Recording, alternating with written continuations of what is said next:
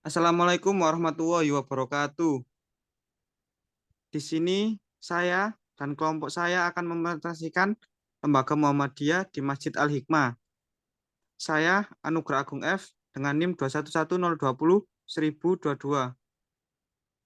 Saya Yogi Dimanata dengan NIM 2110201000018. Saya Sri Mahendra dengan NIM 2110201000014. Saya Prila Putri Anggraini dengan NIM 2210201073.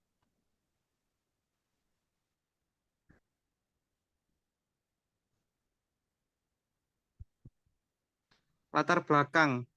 Faktor yang menjadi latar belakang berdirinya organisasi Islam Muhammadiyah adalah ketika Kiai Haji Ahmad Dahlan menyadari banyaknya masyarakat Indonesia yang menganut Islam dengan berbagai macam pengaruh mistik yang merupakan dampak dari adaptasi masyarakat antara beberapa tradisi yang bertentangan dengan prinsip-prinsip ajaran Islam, serta karena adanya pengaruh negara penjajah yang datang ke Indonesia, lalu mulai menyebarkan paham modernisasi Eropa.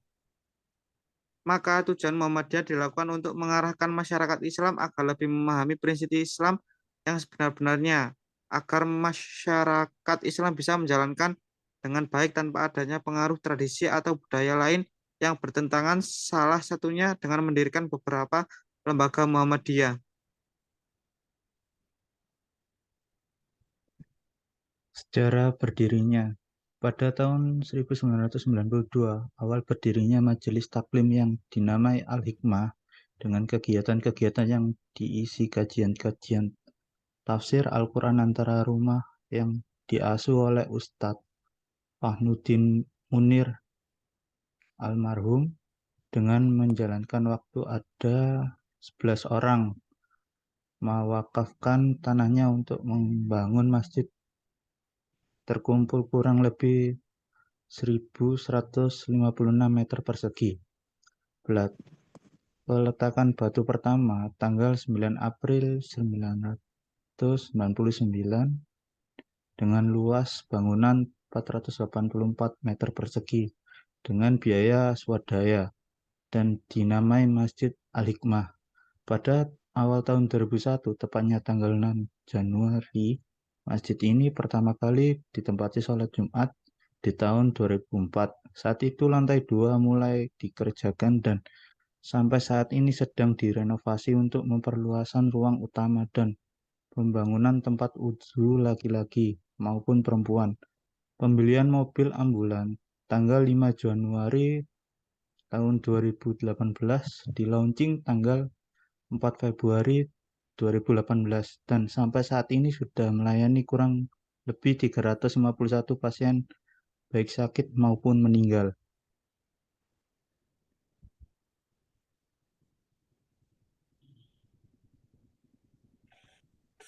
Tantangan internal dari warga Muhammadiyah itu sendiri pun tidak banyak. Berbeda dari NU yang jumlah jamaahnya cukup banyak. Jadi tantangan internalnya yaitu dari jumlah jamaah yang sedikit itu merupakan suatu tantangan tersendiri.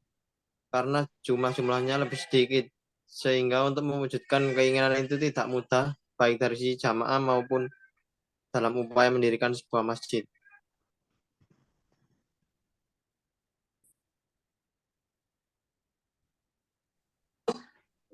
Tantangan eksternal yaitu lebih di luar pengurus masjid sendiri. Karena memang masjid ini didirikan atas keinginan para pendiri yang menginginkan ada lembaga atau tempat ibadah yang menampung kegiatan ibadah yang disesuaikan dengan tuntunan Al-Quran dan Sunnah. Dalam hal ini, bahwa Muhammadiyah merupakan tantangan yang cukup berat di mata masyarakat yang belum familiar mengenai apa itu Muhammadiyah. Apalagi ada dikotomi bahwa Muhammadiyah dan NU adalah satu rival. Jadi ini merupakan tantangan yang cukup memberikan semangat kepada mereka bahwa Muhammadiyah hadir untuk memberikan pencerahan dan edukasi pada masyarakat bagaimana pola beribadah sesuai dengan Rasulullah dan sesuai dengan Al-Quran dan Sunnah.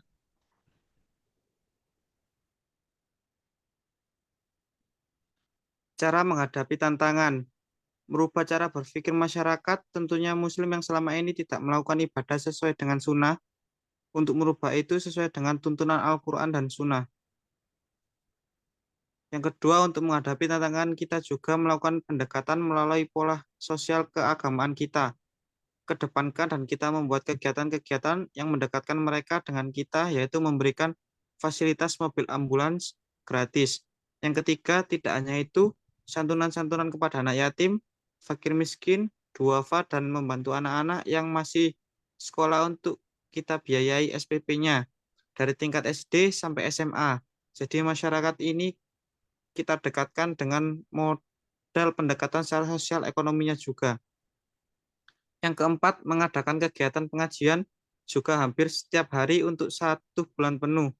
Dengan begitu kita memberikan edukasi kepada masyarakat bahwa beginilah cara beribadah yang benar sesuai dengan tuntunan Nabi dan Rasul. Dampak saat ini pandemi. Mungkin di setiap daerah juga mengalami masalah yang sama.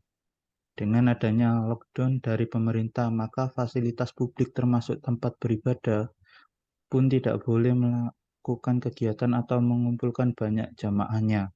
Untuk kegiatan di masjid ini pun sangat berkurang drastis, bahkan pada saat itu hampir 1 tahun tidak melakukan kegiatan apapun. Selain itu, kami memperlakukan kebijakan dari pemerintah untuk melakukan peribadahan sesuai protokol kesehatan seperti menjaga jarak, wajib memakai masker, dan rajin mencuci. Karena pandemi, kegiatan di masjid bisa dikatakan tidak maksimal seperti sebelumnya. Oleh karena itu, upaya tidak melakukan berdampak buruk pada masjid dan juga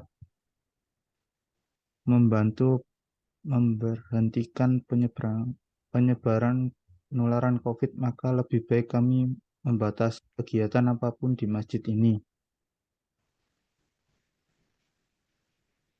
Seperti ini dokumentasi pada saat kita melakukan wawancara.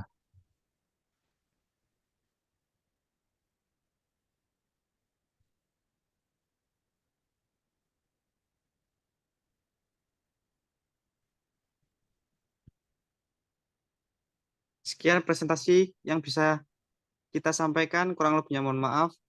Wassalamualaikum warahmatullahi wabarakatuh.